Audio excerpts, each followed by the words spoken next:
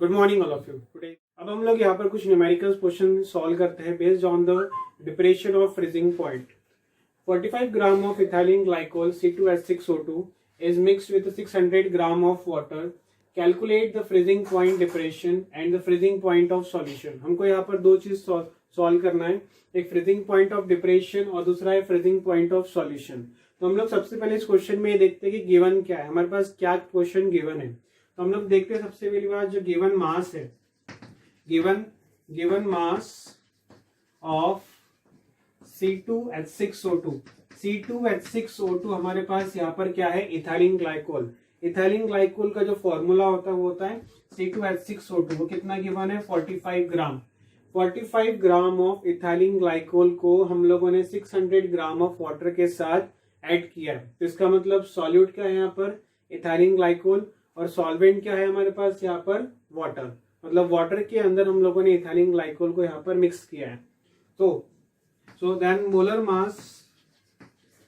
मास हम लोग यहाँ पर कैलकुलेट करेंगे इथाइलिन ग्लाइकोल का, C2H6O2 का कितना आएगा। C2H6O2 का हम लोग यहाँ पर देखते हैं, कार्बन के कितना होता है यहाँ पर 12, तो 12 इंटू 2 प्लस हाइड्रोजन कितने यहाँ पर 1 इंटू 6 प्लस ऑक्सीजन 16 इंटू 2। हम लोग यहाँ पर मोलर मास निकालते हैं यहाँ पर, ठीक है। 12 2 ज़ा 24, 6 1 ज़ा 6, 16 2 ज़ा 32, ठीक है। इसको हम लोग प्लस करेंगे तो कितना आएगा, 62 ग्राम पर मोल।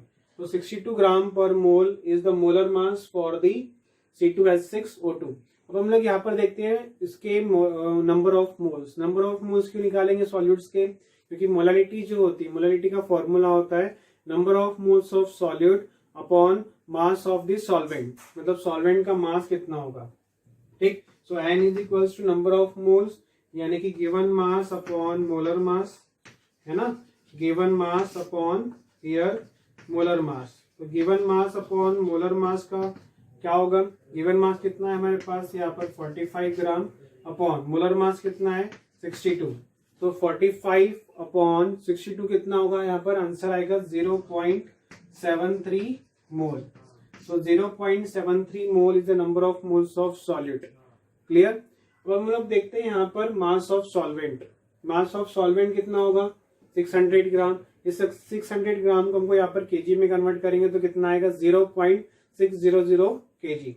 सो मोलालिटी का फॉर्मूला क्या होता है हमारे पास, number of moles of solute upon mass of solvent so number of moles of solute कितना है हमारे पास, 0.73। मास ऑफ सॉल्वेंट मतलब 600 ग्राम है, तो 600 ग्राम मतलब क्या होगा, 0.600 केजी, ठीक है। तो अपन लोग जब भी 0.73 अपॉन 0.600 केजी को सॉल्व करेंगे तो यहाँ पर क्या आंसर आएगा, यहाँ पर आंसर आएगा 1.2 मोल पर केजी, ठीक है, 1.2 moles per KG. This will be the molality for this question. अब हम लोग यहाँ पर क्या निकालेंगे, freezing point depression. Freezing point depression मतलब क्या होता है यहाँ पर, डेल TF, है ना। Del TF is known as your freezing point of depression. तो डेल TF का फॉर्मूला होता है हमारे पास KF इंटू M, ठीक है। KF यहाँ पर हमारे पास क्या है, एक तरीके से फ्रीजिंग पॉइंट कांस्टेंट का फॉर्मूला, यानी कि freezing point constant is equals to KF। तो KF की वैल्यू जो होती है हमारे लिए हमेशा वाटर के लिए, वो क्या होती है, फिक्स्ड होती है, और उसकी वैल्यू क्या होती है हमेशा 1.86 केल्विन केजी पर मोल, ठीक। हमारे पास एक टेबल है बुक में गिवन है NCERT में, तो वो टेबल हमको याद करना है। इवन सबसे अच्छी बात है कि इथेनॉल, वाटर, इन सब के तो हमको याद होना ही चाहिए, क्योंकि मेनली पूछा जाता है, ठीक। तो इथेनॉल और वाटर का हमको हमेशा याद होना चाहिए KF की वैल्यू। तो यहाँ पर हमारे पास KF की वैल्यू अगर नहीं भी गिवन हो तो हम लोग डायरेक्टली यहाँ पर पुट कर सकते हैं KF। So del TF is equals to KF into M। तो KF की वैल्यू क्या है हमारे पास यहाँ पर 1.86 इंटू मोलालिटी कितनी है यहाँ पर 1.2। तो जब भी आप लोग 1.86 को 1.2 से मल्टीप्लाई करेंगे तो the answer will be 2.2 kelvin, ठीक है। यहाँ पर हमारे पास ए वाले का आंसर क्या आ गया, freezing point of depression is 2.2 kelvin. मतलब फ्रीजिंग पॉइंट ऑफ डिप्रेशन जो होगा वो कितना आएगा हमारे पास, सिंपल 2.2 केल्विन। ठीक है, अब हम लोग यहाँ पर निकालते हैं freezing point of this solution, freezing point of this aqueous solution, मतलब बी पार्ट्स का हम लोग यहाँ पर निकालेंगे। So freezing point of this solution को हम लोग किस तरीके से फाइंड आउट करते हैं। सबसे पहली बात हम लोग देखते हैं पर हमारे पास डेल टी एफ की वैल्यू कितनी है। डेल टी एफ की वैल्यू है हमारे पास 2.2 केल्विन। ठीक है, तो डेल टी एफ की वैल्यू हमारे पास कितनी है, 2.2 केल्विन। हमको सॉल्यूशन का फ्रीजिंग पॉइंट निकालना है, तो सॉल्यूशन का फ्रीजिंग पॉइंट निकालने के लिए हम लोग एक स्टार्टिंग पॉइंट से स्टार्ट करते हैं, 273.15 kelvin. So freezing point of solution. ठीक है, तो फ्रीजिंग पॉइंट ऑफ सॉल्यूशन को फाइंड आउट करने के लिए हम लोग क्या करते हैं, 273.15 को माइनस कर देंगे 2.2 से। ठीक है, क्योंकि एक यूनिट क्वांटिटी है 273.15 केल्विन तो होता ही है। इसको हमको अगर फ्रीजिंग पॉइंट ऑफ सॉल्यूशन निकालना हो तो उसको हम लोग क्या कर देंगे, यहाँ पर 2.2 से माइनस कर देंगे। तो जब भी हम लोग 2.2 से इसको माइनस करेंगे तो कितना आएगा आंसर, 270.95, है ना। 270 पॉइंट हम लोग यहाँ पर क्या देखेंगे, 95 kelvin. 270.95 kelvin will be the answer for this second part of the question, यानी कि फ्रीजिंग पॉइंट ऑफ सॉल्यूशन। ये हमारे लिए आ गया 2.2 freezing point depression and freezing point of solution will be 270.95 kelvin. अब हम लोग यहाँ पर कुछ न्यूमेरिकल सॉल्व करते हैं based on the osmotic pressure.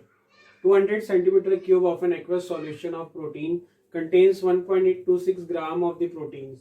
The osmotic pressure of such solution at 300 Kelvin is found to be 2.57 into 10 to the power minus 3 bar. Calculate the molar mass of protein. क्या given है हमको यहाँ पर, सबसे पहली बात 200 centimetre cube of an aqueous solutions के अंदर प्रोटीन का कंटेन है हमारे पास 1.26 ग्राम ऑफ द प्रोटीन्स। ठीक है, उसका ऑस्मोटिक प्रेशर गिवन है 300 केल्विन पर 2.57 into 10 to the power minus 3 bar. हमें यहाँ पर कैलकुलेट करना है molar mass of the protein, कि मोलर मास ऑफ प्रोटीन्स क्या होगा हमारे पास यहाँ पर। ठीक है, सबसे पहली बात हम लोग देखते हैं यहाँ पर गिवन क्या क्या है हमारे पास प्रेजेंट। ऑस्मोटिक प्रेशर हमारे पास है 2.57 into 10 to the power minus 3 bar. ये हमारे पास यहाँ पर ऑस्मोटिक प्रेशर गिवन है। टेम्परेचर कितना है यहाँ पर, 300 केल्विन।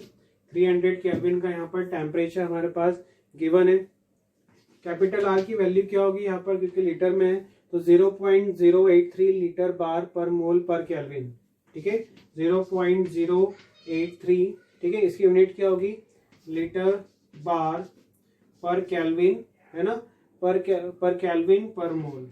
ये हमारे पास इसकी यूनिट होगी, किसकी, यूनिवर्सल गैस कांस्टेंट की। अब हमारे पास क्या गिवन है यहाँ पर, 200 सेंटीमीटर क्यूब, मतलब ये यहाँ पर वॉल्यूम के फॉर्म में प्रेजेंट है, तो इसको हम लोग जब भी लीटर में कन्वर्ट करेंगे so 1 litre is equals to 1000 centimetre cube होता है।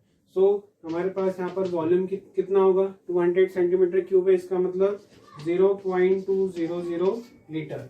ठीक है, 0.200 litre. 1 centimetre cube is equals to 1000 litre. 1 litre, है ना, 1 litre is equals to 1000 centimetre cube यहाँ पर हमारे पास यूनिट प्रेजेंट होती है। अब हम लोग देखते हैं यहाँ पर हमारे पास फॉर्मूला क्या होता है ऑस्मोटिक प्रेशर का।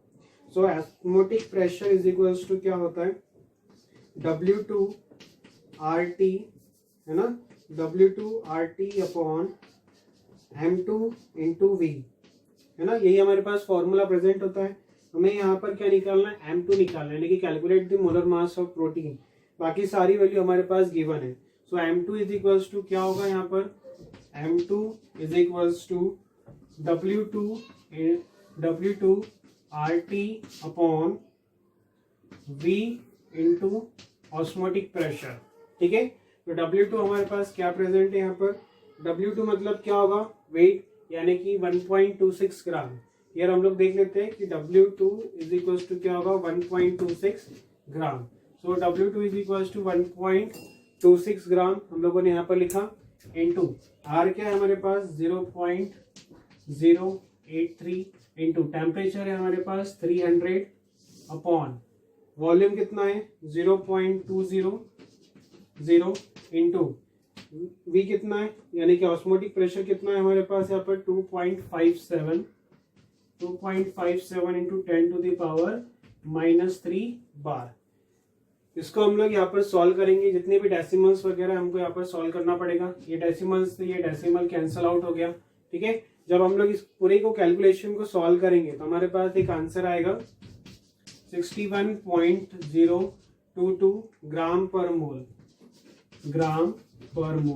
तो this will be the solution for this question, ठीक है। हम लोग यहाँ पर इसकी कैलकुलेशन को सॉल्व करेंगे, जितने भी जीरो से पहले कैंसिल आउट करेंगे, फिर उसके बाद हम लोग इन सबको मल्टीप्लाई करेंगे।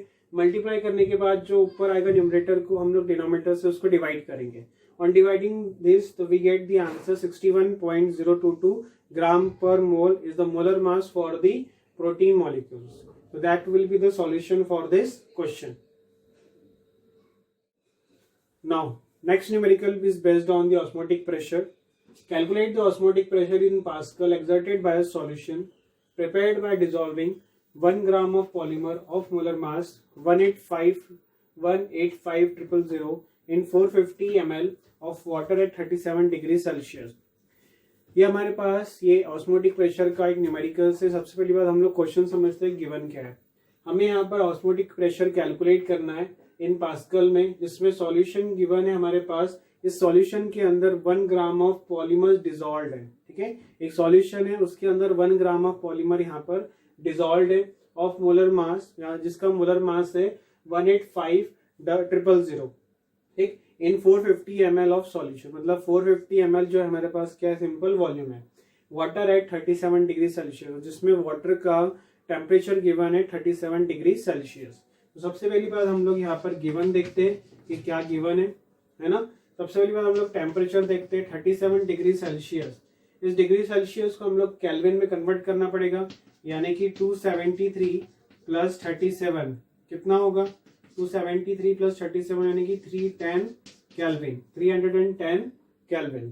Clear.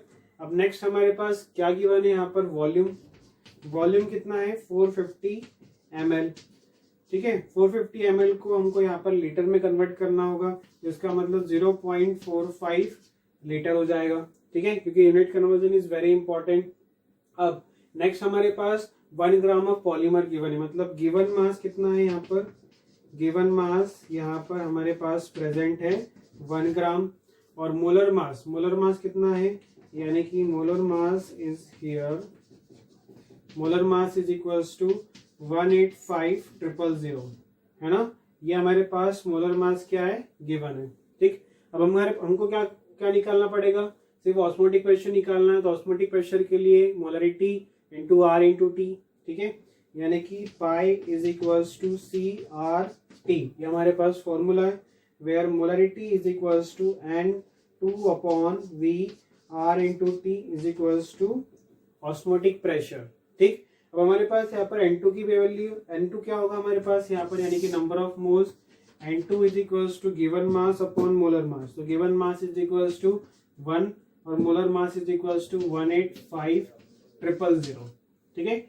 On putting this N2's value in this equation, we get the answer pi is equals to N2 क्या है हमारे पास, 1 divided by 185,000 अपॉन वॉल्यूम क्या है हमारे पास, वॉल्यूम है 0.45 लीटर।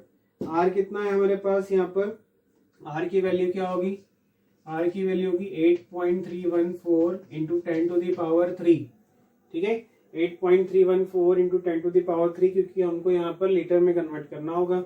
और इंटू टी यानी टेम्परेचर, मतलब मल्टीप्लाइड बाय 3110 यानी कि 310। यहाँ पे नीचे लिख देता हूँ मैं वापस 1, ठीक है। अब 185 नीचे आ जाएगा तो क्या होगा, simple 1 into 8.314 into 10⁻3 multiplied by 310 upon 185,000 into 0.45. On solving this equation or solving this calculation, we get the answer approximately 30.95, ठीक है। मतलब जो हमारे पास आंसर होगा वो कितना होगा, बार में होगा, सॉरी पास्कल में होगा, ठीक है। 1 into 8.314 into 10⁻3 ये हमारे पास यहाँ पर 3 लिखा हुआ है, ठीक है, into 310 upon 185,000 into 0.045 litre, sorry 0.45 litre होगा, 0.45 लीटर, 0.045 नहीं होगा, 0.45 लीटर होगा, क्योंकि हमारे पास वॉल्यूम गिवन है। तो यहाँ पर हमारे पास जो आंसर आएगा वो होगा 30.98 bar approximately. That will be the answer for this question, ठीक है। सिंपल हमको यहाँ पर ऑस्मोटिक प्रेशर निकालना था, तो हमारे पास ऑस्मोटिक प्रेशर के लिए फॉर्मूला है CRT। सी को हम लोग लिख सकते हैं, यानी कि मोलरिटी को हम लोग यहाँ पर लिख सकते हैं number of moles of solute upon volume of solution as given in the question according to the data, ठीक। N2 हमारे पास क्या होगा, now given mass upon molar mass, यानी कि 1 upon 185,000, given mass is 1 gram and molar mass is 185,000.